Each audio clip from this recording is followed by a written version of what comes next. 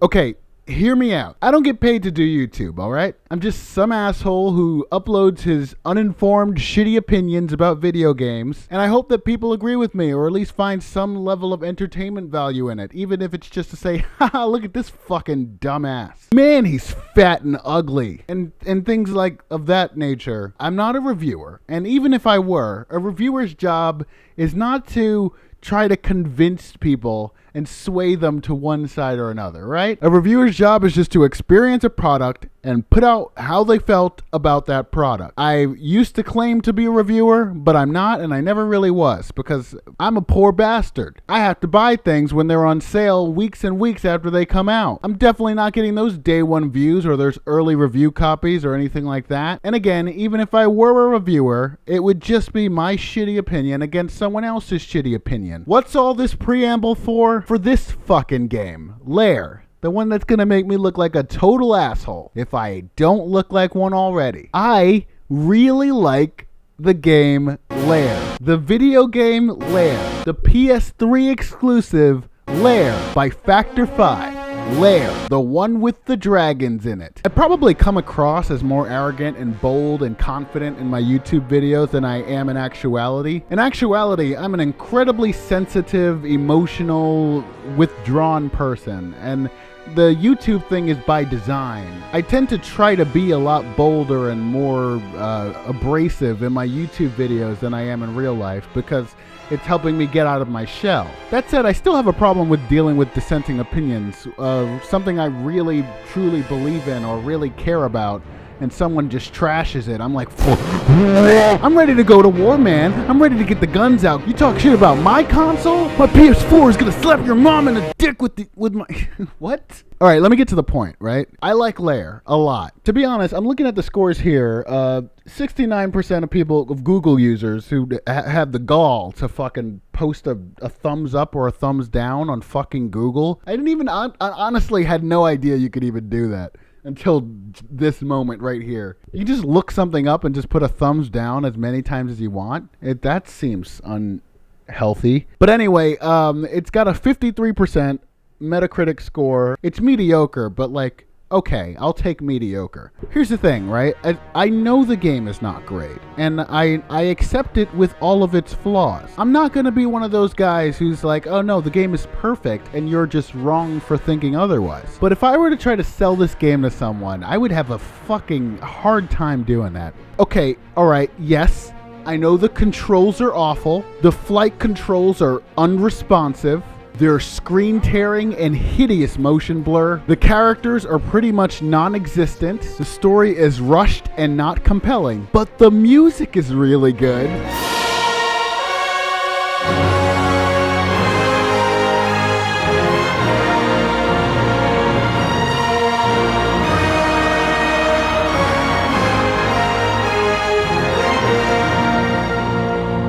So for those who don't know, LAIR is a PS3 exclusive that was developed by Factor 5, and the game bombed so badly that Factor 5 no longer exists. So yeah.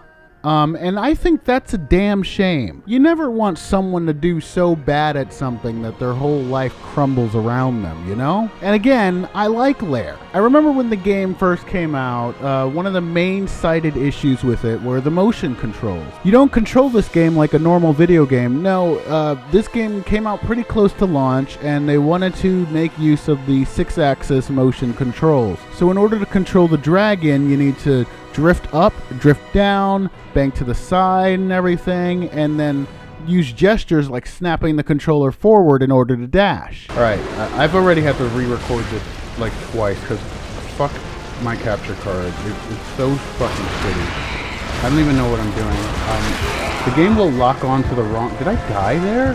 I died for real? And like for the most part it's fine, and then about 10% of the time the game just doesn't react and doesn't respond to the gestures that you're doing. I'm not entirely sure what my dragon is doing, but I think it's doing the right thing. Nope, I tried to dash back that time and it went forward. Can I cancel this? The game will autocorrect. I didn't dash there. I don't know why I dashed. Yeah, they do motion controls for every. Not who I was trying to log on to. Thank you very much. I'm not even doing this. Why is it still locked on? And I didn't dash there. I have no idea why it dashed at all. And it becomes a problem because you're in these arena type maps and you need to do these objectives pretty quickly. But if the game doesn't respond to what you're trying to do, you're going to end up running into a wall or going the completely opposite direction while one of your allies is being bombed to shit. And you're too late to stop them. I'm not getting it. Here's where, tried to lash back, didn't work. Great stuff. I got it. And I can't cancel this cutscene, so I'm going to be way far away by the time this cutscene's over. Yeah, I don't know where I am. Yeah, how does the army need it? Look at our morale.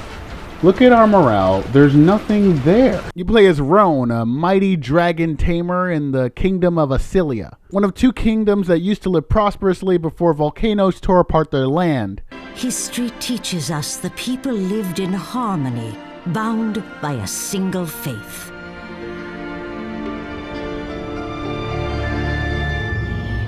But then the volcanoes awoke, their molten rivers scarring the land and choking the air with their discharge. As devastating as their advent was, the volcanoes unleashed an even greater force upon the people. Fear. They turned to religion to get answers as to why these volcanoes disrupted their peace. And some of their religious leaders have been misguiding them into more war and more conflict. The Mokai, however, seek to control nature with their pagan technology.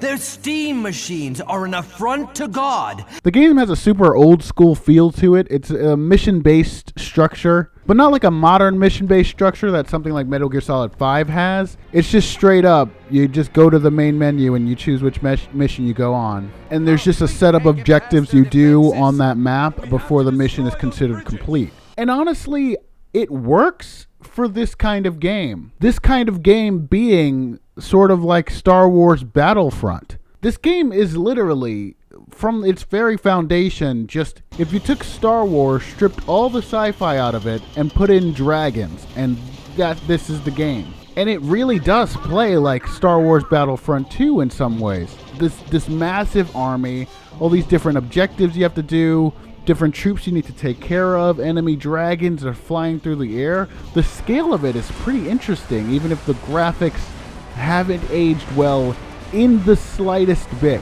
I tell you, when you get to go down and swoop upon a whole garrison of troops, I'm probably using the word garrison wrong, but that's okay, we're rolling with it, and you swoop down and just start slashing and wailing and spitting fire at them.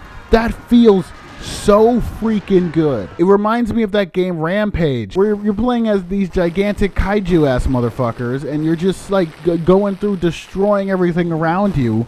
I love the shit out of that. And like, what other game do I get to do that in? There's no game where I get to be a dragon and just do that. At least not that I can think of off the top of my head. It's like when you get to play as a hero in Galactic Conquest and Star Wars Battlefront 2 and you're just going through mowing down enemy troops until you eventually get overrun and killed.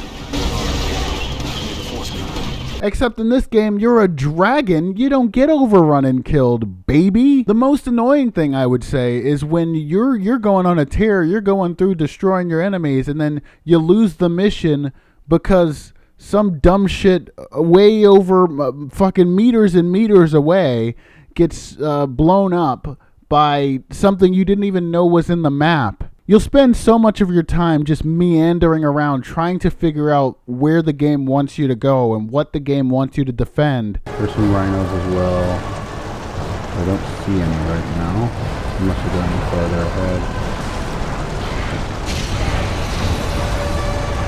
We're on your side! No, you're not on my side. Are you kidding me? You're not on my side. What are you talking about?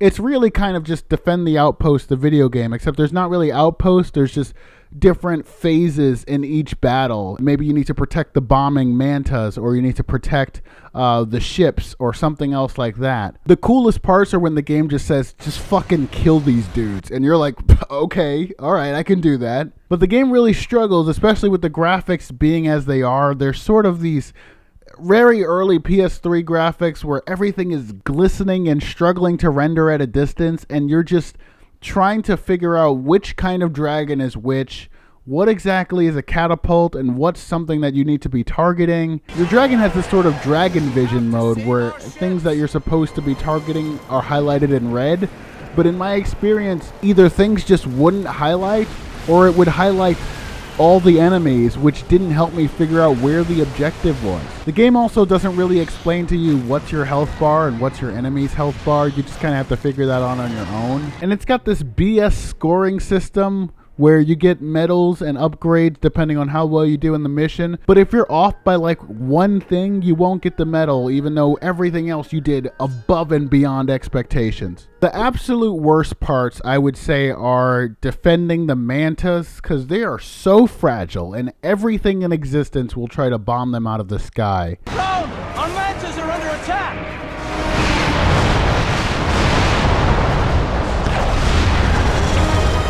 Although maybe that's not the absolute worst part. I would say the actual absolute worst part is dealing with the rhinos. That's kind of annoying. You have to like chase them down, and it can be really hard to lock on to anything in this game. And when you do lock onto them, you have to do that stupid shit where you shake the controller as hard as possible. Right, well, the game will lock onto the wrong thing. And this is stupid. This is annoying. This is frustrating. I hate this. It doesn't register. I'm taking damage while this is happening. You have to shake the freaking controller furiously in order for it to even register. That I got lucky that time. That time it actually registered most of my shakes. Here we go with this shitty thing again. Shake it up. There we go. And it's not even registering. It's not registering. I'm down. I'm dying. This is it. I'm gonna die. I'm gonna die. Yep. Look at you. See me shaking. You see me shaking. I have video proof. Come on! God, that's awful. That is actually bad. That is so bad. The capture card fucked up again, so I'm just gonna end it here. Yep. And my DualShock 3 controller is fucking old as shit. So every time I shake it that hard, I think I'm going to break it. It was already broken at one point, and I managed to fix it somehow, and I really don't want to have to refix it. By the way, I played this with a DualShock 3 controller, but I intentionally uninstalled everything and reinstalled the game and played with a DualShock 3 controller just to have the most authentic experience I could, because they eventually released an update where you could play using regular fucking normal human being controls. And I really wonder if they had that at launch, would that have negated some of the negative criticism? Probably not, because this game has many issues, but you know, it could have assuaged some of that. One of the most annoying enemies are the war beasts, because you have to take them out in a very specific way. Because that's what I wanted it to do. See, there it locked onto the war beast from way far away. And when they were closer things that I could have locked onto. I don't know what it's doing. That didn't work. But did I get it? I might have gotten it. Yeah, I think I got that one. Nope, didn't get it. It says move forward to dash. I'm pretty sure you don't have to do that. I'm pretty sure you just need to get between its legs. And that time I was between its legs, but it didn't work.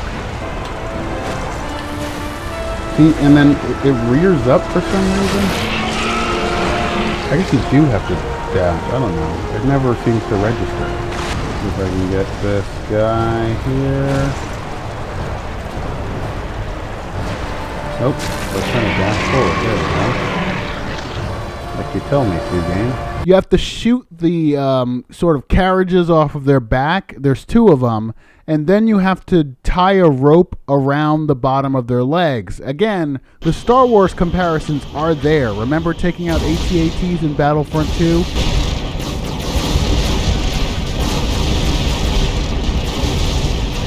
But here's the thing with this, right? You're dealing with these finicky motion controls, and you're trying to get between the legs of a moving animal, and it's just like so impossible impossibly difficult to do sometimes. You can be at the wrong angle, and if you hit the ground too early, your dragon will rear up and stop, or you'll overshoot and go the wrong way. And these things can do massive damage. So when you're struggling to try and take them out, it really can mess up the flow of the whole battle.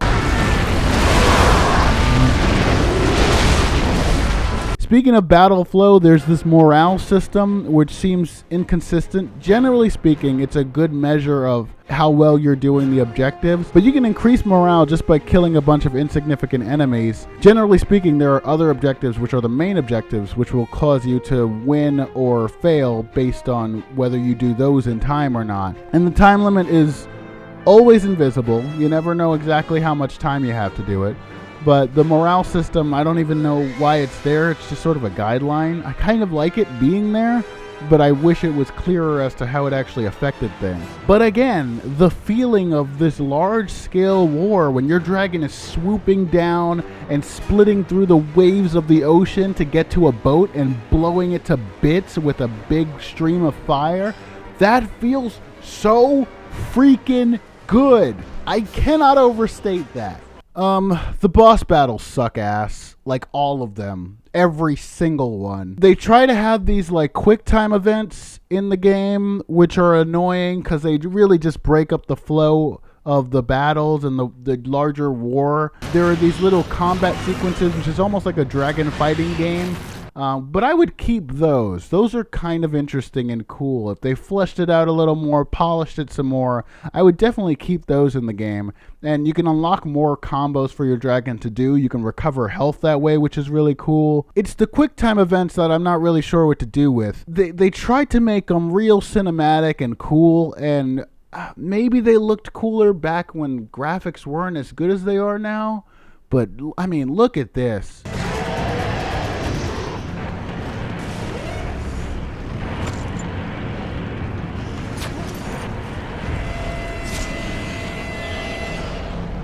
Head for the mouth.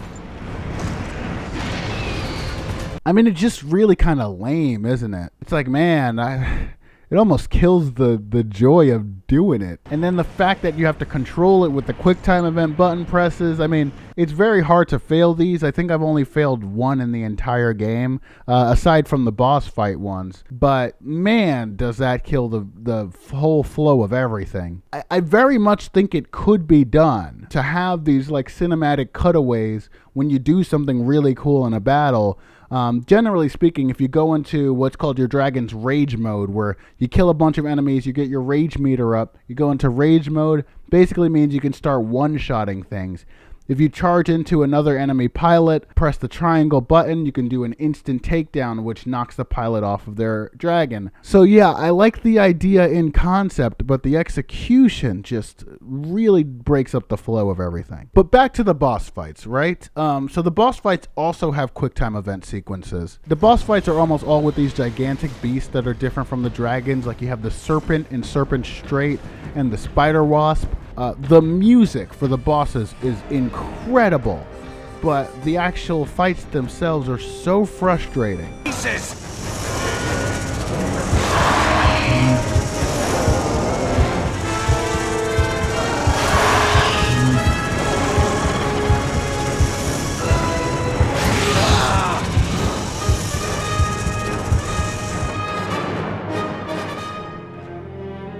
And you're never really sure if you get a checkpoint or not before the boss fight begins, so you really don't want to fail them. The bosses are designed to be so different from the rest of the gameplay. They have multiple phases, and the rules of each phase aren't communicated very clearly. Sometimes it's a quick time event, sometimes you just have to dodge out of the way of the attacks by like strafing back and forth. Sometimes the boss will just stay in one phase forever and not use the attack that you needed to do in order to move on to the next phase. And you start getting worried because you're like, am I doing the wrong thing? Did the game freak out here? Am I supposed to be doing something else? It comes.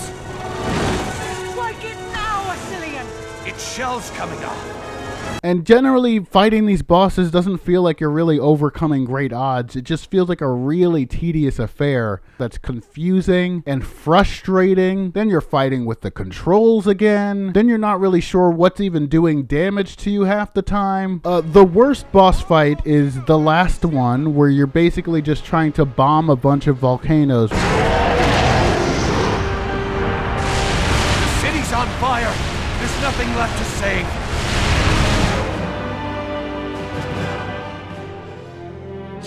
But speaking of failing things, this game is also old school in the sense that there's a live system. And if you're thinking a live system doesn't seem to really fit with this kind of game, you'd be 100% correct. If you run out of health, you fall off the dragon, and then you respawn in the least glorious way possible. And then if you run out of all of your lives, you have to start the whole mission over. If you fail a major objective, you also have to start the whole mission over, which is really frustrating when you're fucking dominating. You're just killing things every left and right, morale's up really high, except for one thing. One thing that is so insignificant that you barely even remember that it's on the map at all. And that thing happens to kill the one thing you were supposed to protect. And the whole mission ends. You gotta start the whole thing over. It doesn't matter if you spent 14 minutes on the damn mission. The women and children are helpless against those troops.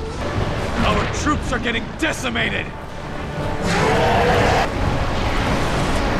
This battle is over! Retreat!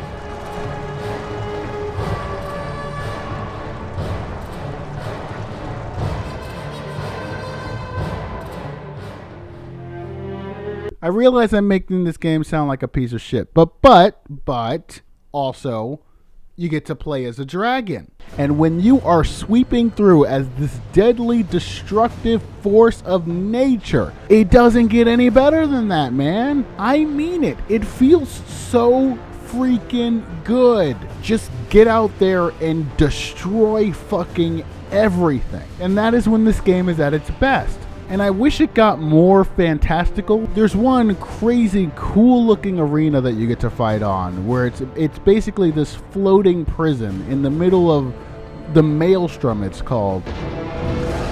Are you sure this is a good idea, Roan? We need to get our burners back. The wind is blowing all over the place. This is no wind. It's the Maelstrom. Wow, that makes me feel better. It is such a cool arena, and there's not very many of them. It's also bogged down by more frustrating mission objectives. So Roan is this elite dragon rider. I forget what they're actually called, but he's one of the best, and that's who you get to play as. But he's also an incredibly uncharacterized main character. He doesn't really have any quirks. None of the characters have any quirks whatsoever. I'm awake, Roan. Big night. Cousins. Yours? It is our duty to cleanse these heretics and their machines from our land. Jevon, Only what is that? will God lift the plague he has cast upon us.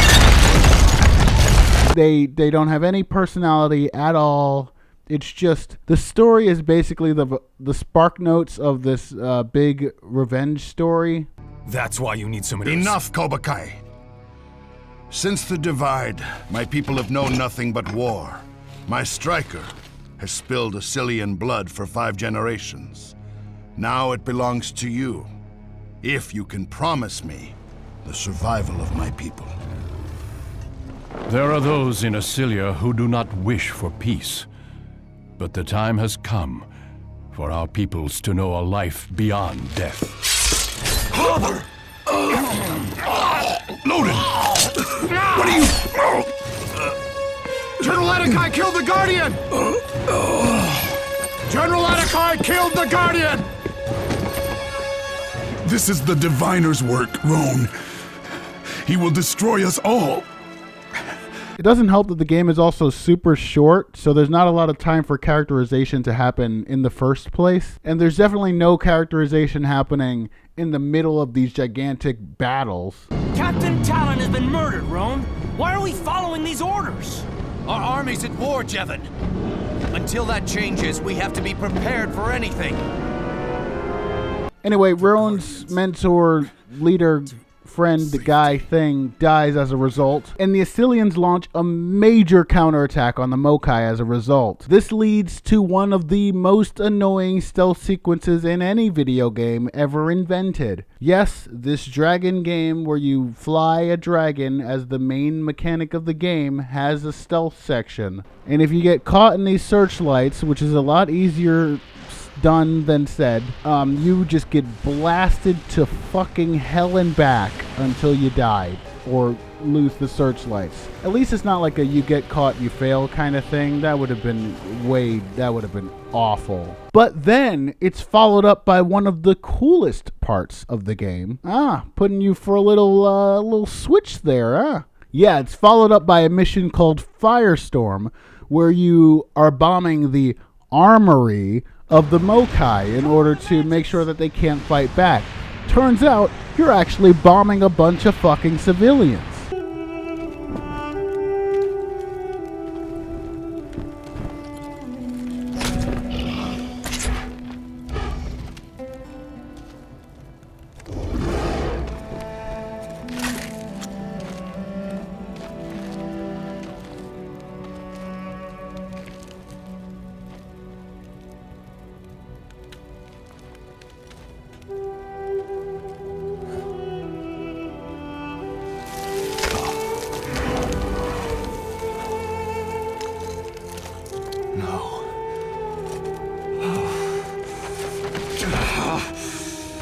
Despite the fact that Roan willingly went along with this obviously insane mission to bomb them out of existence, when he realizes he was bombing religious temples and innocent civilians, he decides, I've had enough, I can't do this. You said this was an armory, but it's a temple. These people were running for their lives. They're Mokai. They had it coming. They were women and children. It was the Diviner's order, Roan. No survivors. Where are you going? I won't be part of this! Then you're no longer a Sky God. You're an enemy of Assylia.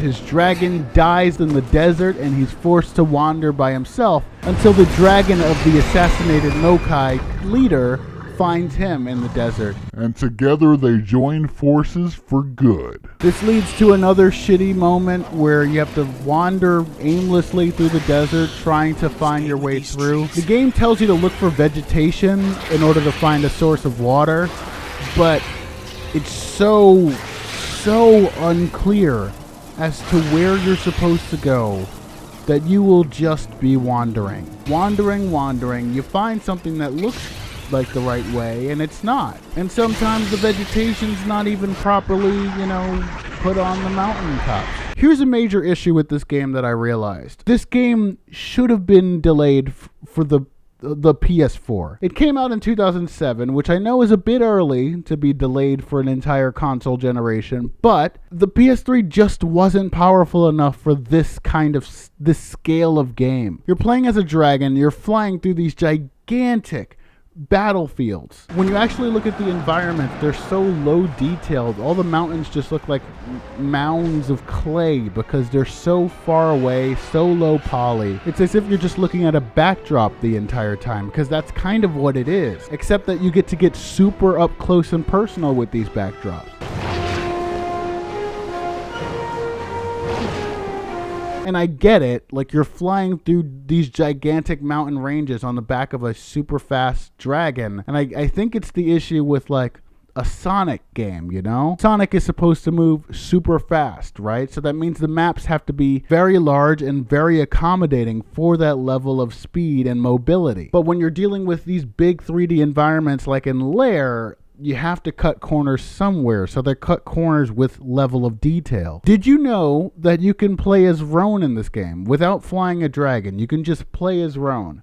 It's very few and far between sequences. You can go to the stables where you get to choose a dragon, and there's also a little bit before the training mode. Somehow the controls are like even worse during these modes. The camera is fucking awful.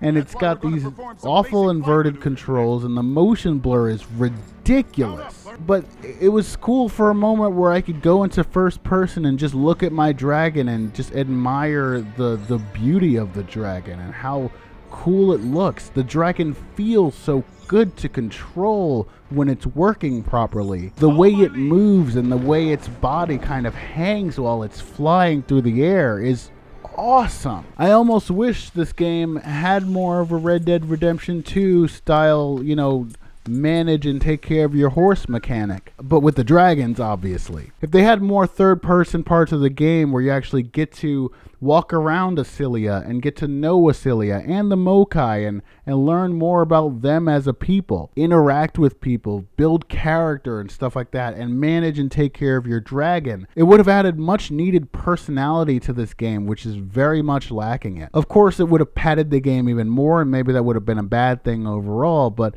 I think the story goes by so fast that it doesn't really matter that much. There is a moment when you're on your dragon in the Mokai camp, and I was like, I don't even know what I'm doing here. Why not just start the mission where it starts? The scale of it was a little too big, I think, which is ironic because the game is short as all hell. Anyway, when you finally find your way through the desert, you fight the spider wasp, which sucks, and then you meet up with the Mokai. They're like, hey, we know you killed like all of us, but we're willing to forgive you because the dragon seems to like you, and that was our leader's dragon, and the dragon picks the rider, not the other way around. You know how this works. But you're a Cillian! My superiors would disagree. You are not worthy to command this dragon! I command nothing. A dragon chooses its own master.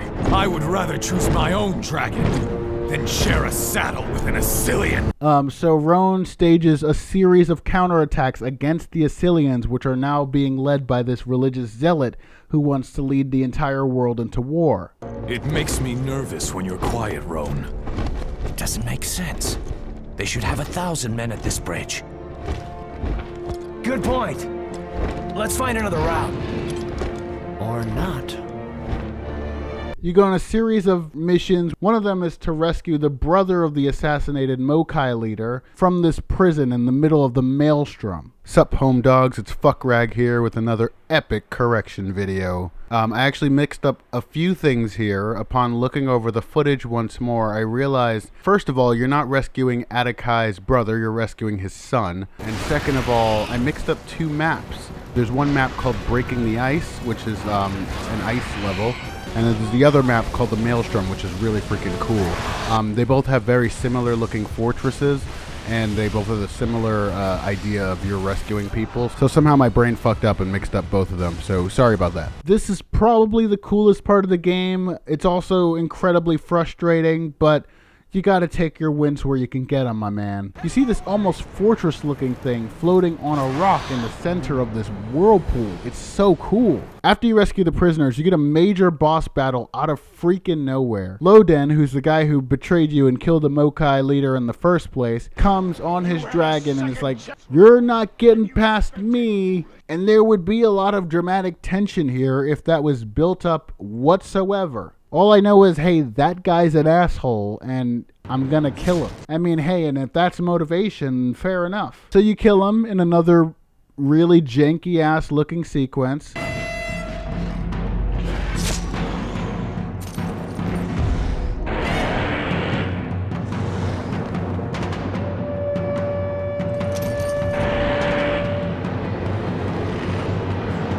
And then you go on to the final mission of the game, and it feels like it happens like that. The final mission's really good. Like, all the pieces come together. You got the big, gigantic war zone again. You got objectives which aren't terribly frustrating except for the final few. The last objective, which I'm considering a boss fight because it has a fucking health bar, is where this gigantic volcano is erupting again, and it's gonna wipe everyone out. So you blow it up.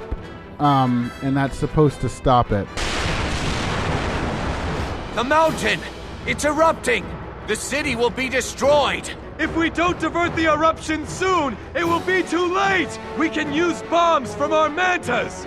Drop them into those crevices! Maybe there's some scientific basis for this. I don't know. It just seems stupid as hell. Yeah, and then you beat it, and the game ends, and there's stuff after that, but it doesn't matter. Why is this game good? This game is good because you get to play as a fucking dragon, and the music is incredible. One thing I don't do enough in my videos is talk about music, and the reason for that is it's just so very subjective. And I know that sounds stupid because everything is subjective when it comes to these game discussions, right? All my opinions are incredibly subjective, but music especially feels like, what would I even say? It's like, did I like the music or did I not like the music? I did. Okay, moving on. Like, I've studied music. I can analyze it. I can pick it apart. I compose it myself. I posted some of the music I composed on this channel.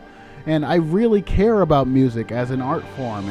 But the music in LAIR is some of the best video game music I have ever heard in my entire fucking life. It's one of the clearest examples of how this game was so thoroughly inspired by Star Wars. The way the music swells and becomes bombastic and boisterous with pride and glory. The weeping strings during the quieter moments. The war drums. The music in this game is so phenomenal, and it sucks so bad that it's attached to a game that wasn't perceived to be all that great. There are kids who I've worked with who are super Star Wars nerds, and I will play music on the school bus for them and their friends. Most kids ask for pop music. Some of them will ask for the freaking Darth Vader theme. If we lived in a just world, kids would be asking for the Loden battle theme. That is how good this music is, and it is unfair that it's mostly going to be forgotten. And it's also unfair that we're really never going to get another Dragon game like this for a long time. There's really no other game I can think of that gives me the feeling of being a dragon and going down into rage mode and just wiping out all my enemies in front of me. Being able to pick up a guy and fling him across the map like that. What?